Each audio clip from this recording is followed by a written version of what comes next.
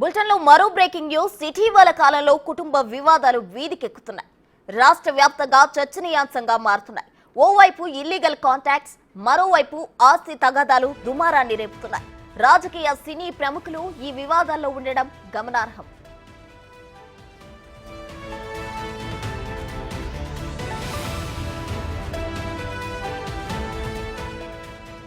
MLC Duvvada Srinivas, Duvvada వాణిల కుటుంబ పంచాయతీ 10 రోజులుగా పరిష్కారం కాకుండా వివాదాల్లో నలుగుతూనే ఉంది. టెక్కలలో నిర్మాణంలో ఉన్న ఇంట్లోకి బలవంతంగా వచ్చి ఆందోళన చేసిన వాణిపై దువ్వాడ శ్రీనివాస్ ఇచ్చిన ఫిర్యాదుపై 41 నోటీసులు ఇచ్చేందుకు పోలీసులు సిద్ధమయ్యారు. అయితే నోటీసులు తీసుకోవడానికి దువ్వాడ వాణి నిరాకరించారు. ముందు ఎమ్మెల్సీ శ్రీనివాస్ కు నోటీసులు ఇచ్చిన తరువాతే తనకు ఇవ్వాలని వాణి సూచించారు.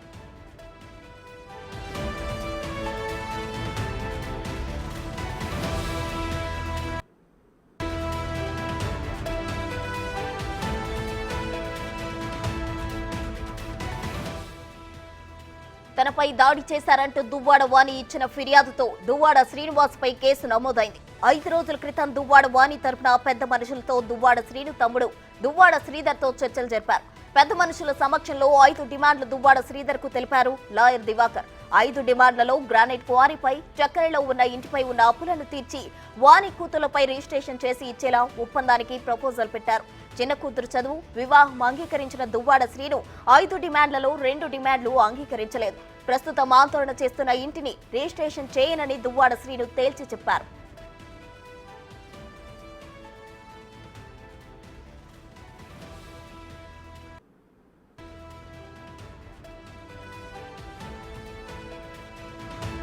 దువ్వాడ వాణితో ఖచ్చితంగా విడాకులు తీసుకుంటా అన్నారు దువ్వాడ శ్రీను. ఈ క్రమంలో ఇప్పటికే విడాకుల కోసం కోర్టు మెట్లు ఎక్కారాయన.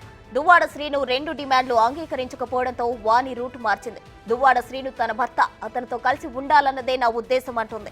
తాను మెట్టు దిగే ఉన్నానని, తాను ఎలాంటి డిమాండ్స్ పట్టలేదని, అదంతా తప్పుడు ప్రచారం అంటూ వాణి బిగ్ ట్విస్ట్ ఇచ్చింది. ఇక తనకు ఎలాంటి ఆస్తులు అక్కర్లేదంటోంది దువ్వాడ వాణి. తన పేరు మీద కానీ పిల్లల పేర్ల మీద కానీ ఆస్తులు రాయమని అడగలేదంటోంది. అందరం ఒకే ఇంట్లో ఉంటే సమాజంలో కుటుంబానికి గౌరవం ఉంటుందని వాణి తెలుపుతోంది. రాజకీయంగా తన భర్తను డామేజ్ చేయాల్సిన అవసరం తనకు లేదంటూ వాణి రూట్ మార్చింది. దువ్వాడ శ్రీను, దువ్వాడ వాణిల మధ్య కుటుంబ వివాదం నేటికీ కొనసాగుతోంది.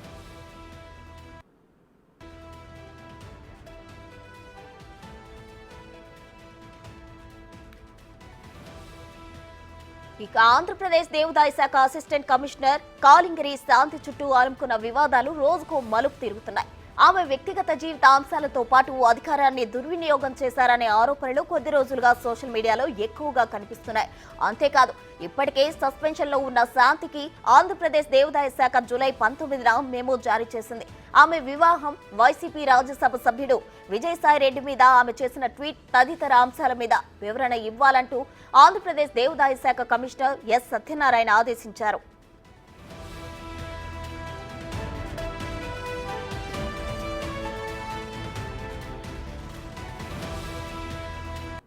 మరోవైపు విజయసాయిరెడ్డికి వ్యతిరేకంగా ఢిల్లీలో మదన్ ఆందోళన చేశాడు. కాగా విజయవాడ తాడేపల్లి పోలీస్ స్టేషన్లో మదన్ పై శాంతి ఫిర్యాదు చేసింది. శాంతి విజయసాయిరెడ్డిపై మదన్, హోంమంత్రి, డీజీపీకి ఫిర్యాదు చేశాడు. అయితే ఇప్పటికే విచారణ పూర్తి చేసిన దేవాదాయ శాఖ ఆమెపై చర్యలు తీసుకునే అవకాశం ఉన్నట్లు తెలుస్తోంది. ఆమె నుంచి వివరణ కోరినప్పటికీ శాంతి వివరాలు ఇవ్వలేదు. మీడియా తీరుపై అసంతృప్తి, ఆగ్రహం వ్యక్తం చేసిన వైసీపీ ఎంపీ విజయసాయిరెడ్డి మదన్తో శాంతి రాజీ చేసేందుకు వైసీపీ నేతలతో ప్రయత్నాలు చేసినట్లు తెలుస్తోంది. అయితే శాంతిని వదిలేసి విజయసాయిరెడ్డి మదన్ టార్గెట్ చేశాడు.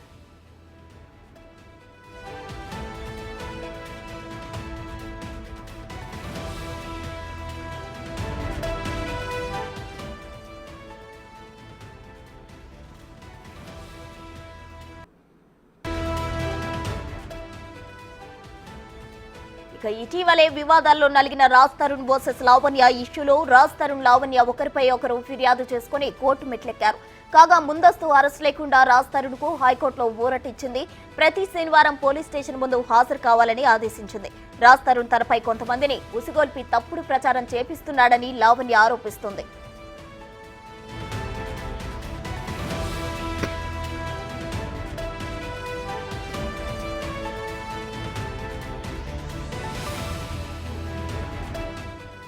మరోవైపు మస్తాన్ సాయి డ్రగ్స్ కేసులో అరెస్ట్ అయ్యారు. మస్తాన్ సాయితో ఉన్న సంబంధంపై రాజ్ తరుణ్ ఇదివరకే క్వశ్చన్ చేశాడు.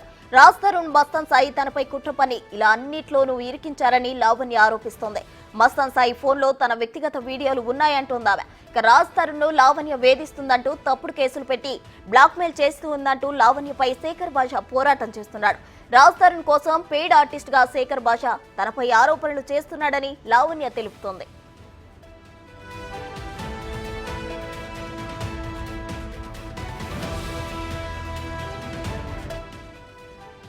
రాజ్ తరుణ్ లావణ్య వ్యవహారం గత 2 నెలల నుంచి రోజుకో మలుపు తిరుగుతూ ఆసక్తి రేపుతుంది. మరోవైపు తన వ్యక్తిగత ఫోటోలు బయటకు రిలీజ్ చేసి తన ప్రతిష్టను దిగజార్చిందంటూ ప్రీతి సైబర్ క్రైమ్ ను ఆశ్రయించింది. ప్రీతి ఉదయలపై గంజాయి డ్రగ్స్ ఆరోపణలు చేసిన లావణ్య దానికి తగ్గ సాక్ష్యాలు సోషల్ మీడియాలో వైరల్ అవుతున్న వీడియోలే నిదర్శనమని లావణ్య తెలుపుతోంది.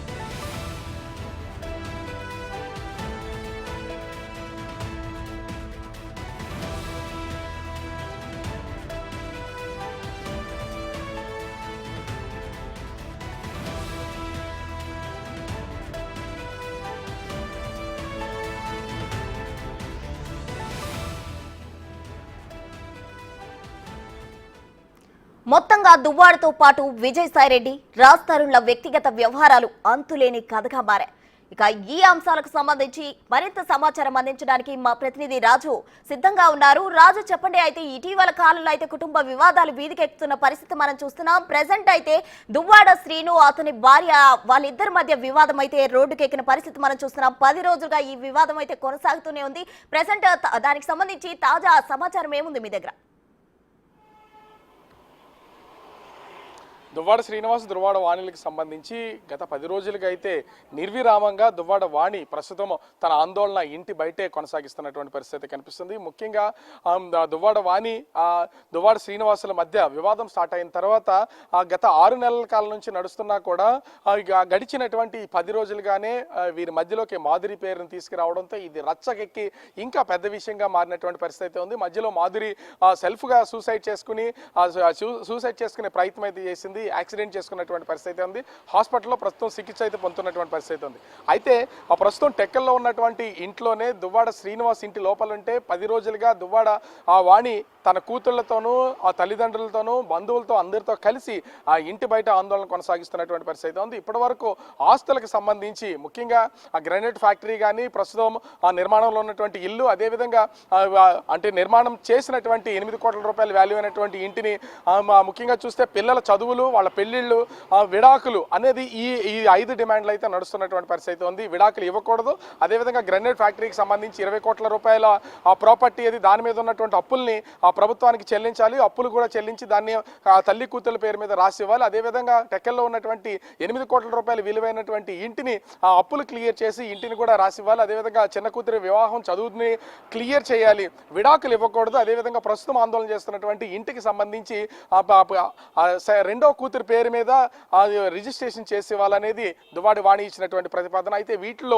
మొదటి 3 మాత్రమే దువ్వాడ శ్రీను అంగీకరించారు. పెద్దల సమక్షంలో జరిగినటువంటి ఈ చర్చల్లో ముఖ్యంగా దువ్వాడ వాణి తరపున లాయర్ దివాకర్తో పాటుగా మరికొందరు పెద్దలుంటే దువ్వాడ శ్రీను తరపున అతని తమ్ముడు శ్రీధర్ అయితే ఈ చర్చలు జరిపినటువంటి పరిస్థితి ఉంది. మొదటి 3 డిమాండ్లకి అంగీకరించినటువంటి దువ్వాడ శ్రీను చివరి 2 డిమాండ్లకి అంటే ఖచ్చితంగా నేను వాణికైతే విడాకులు ఇచ్చి తీరుతాను, ఇంతవరకు వచ్చింది కాబట్టి నేను తనతో కలిసి ఉండలేను, ఖచ్చితంగా 30 సంవత్సరాలకి బాధలు అనుభవిస్తున్నాను, విడాకులు అయితే ఇచ్చి తీరుతాను, ఈ కండిషన్ అయితే ఒప్పుకునే ప్రసక్తే లేదని చెప్తున్నాడు. అదేవిధంగా ప్రస్తుతం ఉన్నటువంటి ఇంటిని నా తదనంతరం అయితే ఇచ్చే అవకాశం ఉంటుంది, ప్రస్తుతం పిల్లల పేరు మీద దీన్ని రిజిస్ట్రేషన్ చేసే అవకాశం అయితే లేదు అని తేల్చి చెప్పినటువంటి పరిస్థితి అయితే ఉంది.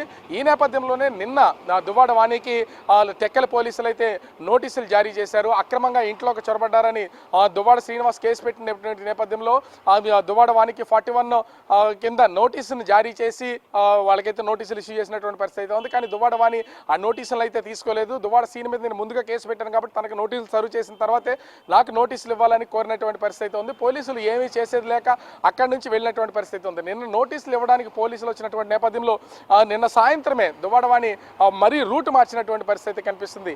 నేను ఆస్తులు రాయమని కానీ నా పిల్లల పేరు మీద నా పేరు మీద రిజిస్ట్రేషన్ చేయమని కానీ నేను ఎక్కడా కూడా అడగలేదు. నాకు ఆస్తులు అవసరం లేదు, నా భర్తతో నేను కలిసి ఉండడమే నాకు కావాలి, అందరం కలిసి ఒకే ఇంట్లో ఉంటాము అంతే తప్ప ఈ ఆస్తులు ఇవ్వమని మేము ఎక్కడ అడుగుతున్నటువంటి పరిస్థితి లేదని నేను ఒక మెట్టు దిగే ఉన్నాను కానీ పైన లేను, అతని రాజకీయ జీవితాన్ని డిస్టర్బ్ చేసే ఆలోచన నాకైతే లేదని చెప్పినటువంటి పరిస్థితి ఉంది. మరి అంటే దువ్వాడ వాణి స్వరం మారినటువంటి నేపథ్యంలో ఇప్పుడు దువ్వాడ శ్రీనివాస్ ఆలోచన ఏ విధంగా ఉంటుంది, కలిసి ఉండడానికి తను ఇష్టపడతారా, ఇప్పటికే విడాకులకి అప్లై చేశారు కాబట్టి కోర్టు మెట్లు ఎక్కారు కాబట్టి ఆ విడాకులు కావాలని కోరుతారా, 3 డిమాండ్లను అంటే అటు గ్రానైట్ ఫ్యాక్టరీ కానీ ఆ పాత ఇంటిని కానీ అదేవిధంగా పిల్లల చదువులు బాధ్యత తీసుకుంటున్నటువంటి దువ్వాడ శ్రీనివాస్ మిగతా ఇప్పుడున్నటువంటి ఇంటి విషయంలోనూ విడాకుల విషయంలో తగ్గి ముందుకు వస్తారనేది వేచి చూడాల్సినటువంటి పరిస్థితి ఉంది. కానీ గత 10 రోజులుగా దువ్వాడ వాణి కూతుళ్ళు వాళ్ళందరూ కూడా ఇంటి దగ్గరే ఉండి ఆరు బయట ఆందోళన చేస్తున్నటువంటి పరిస్థితి ఉంది. అంటే ఇది ఒక ఫ్యామిలీ ఇష్యూని ఇప్పుడు రాష్ట్ర వ్యాప్తంగా ఉన్న ఒక సంచలనంగా మారినటువంటి విషయంగా చర్చకి తీసుకొచ్చినటువంటి నేపథ్యంలో మరి దువ్వాడ శ్రీనివాస్ ఇప్పుడు ఎలాంటి నిర్ణయం తీసుకుంటారనేది వేచి చూడాలి.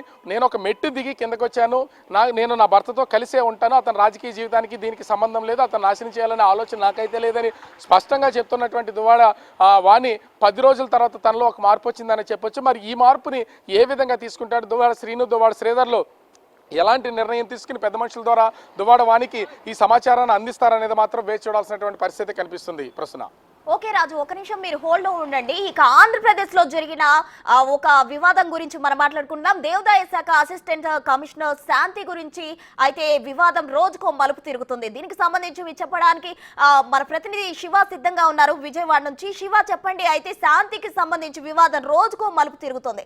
ఇది ఒక డైలీ సీరియల్ ని తలపిస్తున్న పరిస్థితి మనం చూస్తున్నాం. అయితే విజయసాయి రెడ్డికి సంబంధించి అధికార దుర్వినియోగం కూడా చేసిందనే ఆరోపణలు కూడా ఈమె పై ఉన్నాయి. అయితే దీనికి సంబంధించి తాజా సమాచారం ఏంటి శివ? రైట్, ప్రస్తుతం మొత్తం మీద చూసుకుంటే ఆంధ్రప్రదేశ్లో వైఎస్ఆర్సీపీ నేతలు వ్యవహరిస్తున్న తీరు సభ్య సమాజం తలదించుకునేలా కనిపిస్తూ ఉంది.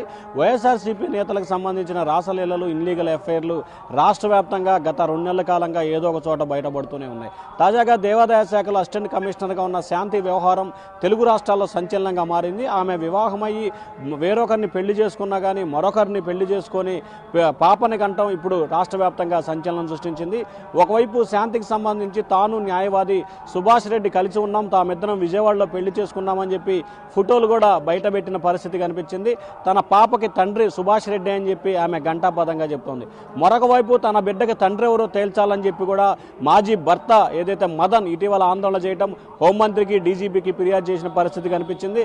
తన బిడ్డకి తండ్రి విజయసాయిరెడ్డి, వైఎస్ఆర్సీపీ ఎంపీ విజయసాయిరెడ్డి ఆయనకి డిఎన్ఏ పరీక్షలు నిర్వహించాలని చెప్పి కూడా ఆయన ఇటీవల కాలంలో వరుసగా ఫిర్యాదులు చేయడం, అలాగే ఢిల్లీలో కూడా ఆయన ఆందోళన చేసి పలువురు బీజేపీ నేతల్ని అలాగే అనేక రాజకీయ పార్టీల నేతలను కూడా కలిసిన పరిస్థితి కనిపించింది.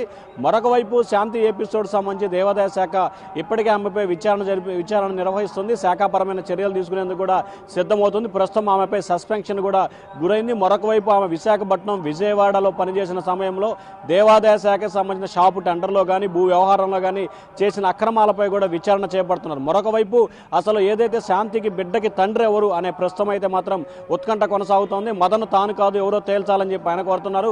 సుభాష్ రెడ్డి అయితే మాత్రం అసలు శాంతికి తనకి ఎటువంటి సంబంధం లేదని చెప్పి ఆయన సోషల్ మీడియా వేదికగా ప్రకటిస్తున్నారు. మరొక వైపు విజయసాయి రెడ్డి తనకి శాంతికి కేవలం ఒక అధికారిగా రాజకీయ నాయకుడిగా పరిచయం ఉంది కానీ అంతకుమించి ఎటువంటి పరిచయం లేదు. శాంతికి సంబంధించి ఆ బిడ్డకి సంబంధించి తనకి ఎటువంటి సంబంధం లేదని చెప్పి కూడా ఆయన చెప్తున్నారు. మరొక వైపు శాంతి మాత్రం తన బిడ్డకి తండ్రి సుభాష్ రెడ్డి అని చెప్తున్న పరిస్థితి కనిపిస్తుంది. మరొక వైపు తాజాగా శాంతి అలాగే విజయసాయి రెడ్డిపై వరుసగా విమర్శలు ఆరోపణలు చేసిన శాంతి భర్త మదన్ మాత్రం గత కొన్ని రోజులుగా స్తబ్దతగా ఉంటూ మరొక వైపు విజయసాయి రెడ్డిని కేంద్రంగా కూడా అంటే విజయసాయి రెడ్డిని టార్గెట్ చేస్తూ ఆయన అయితే మాత్రం ఆరోపణలు చేస్తున్న పరిస్థితి కనిపిస్తూ ఉంది.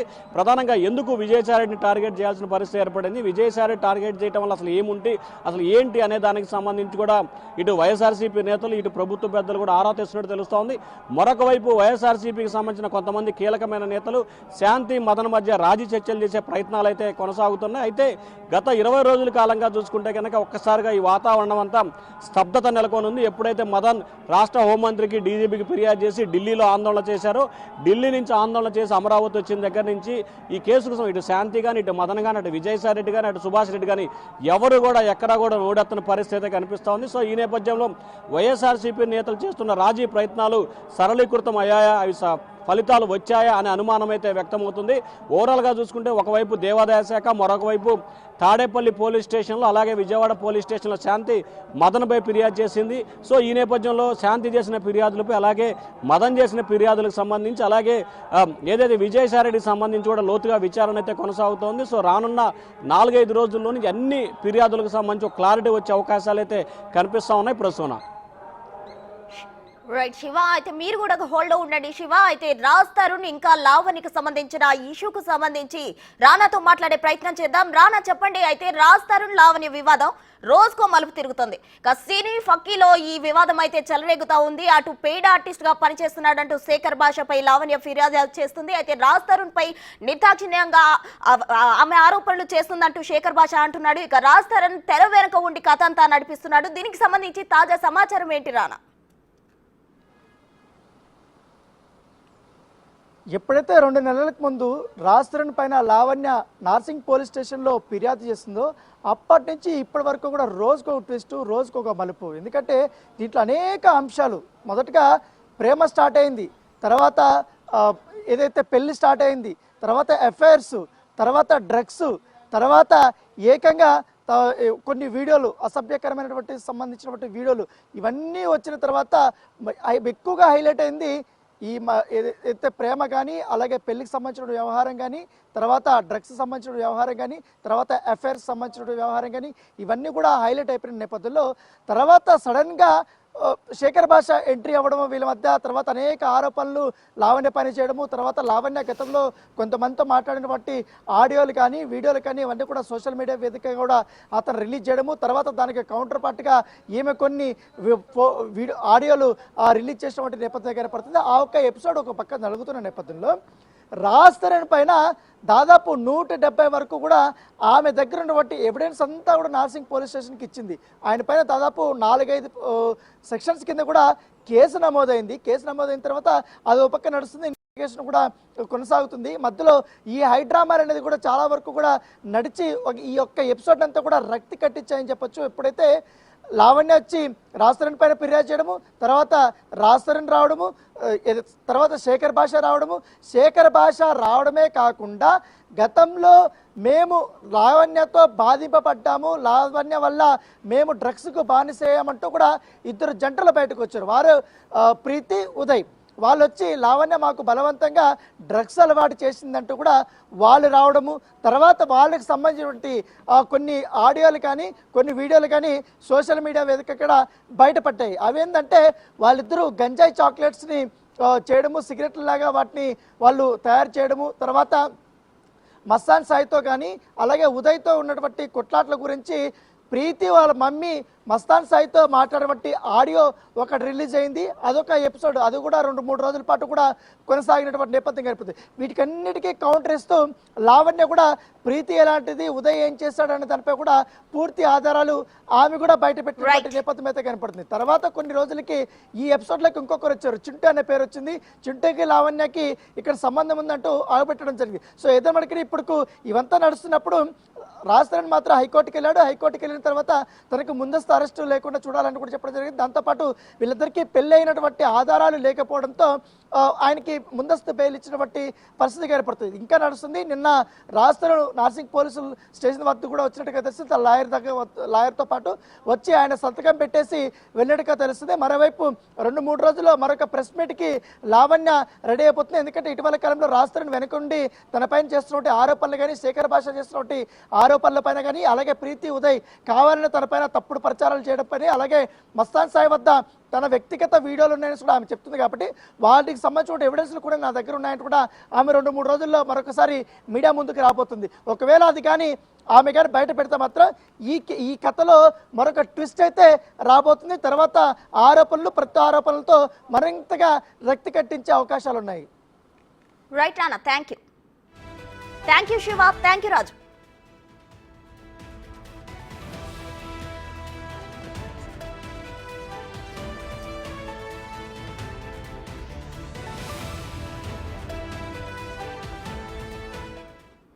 ఇవి bulletin updates. Keep watching Big TV.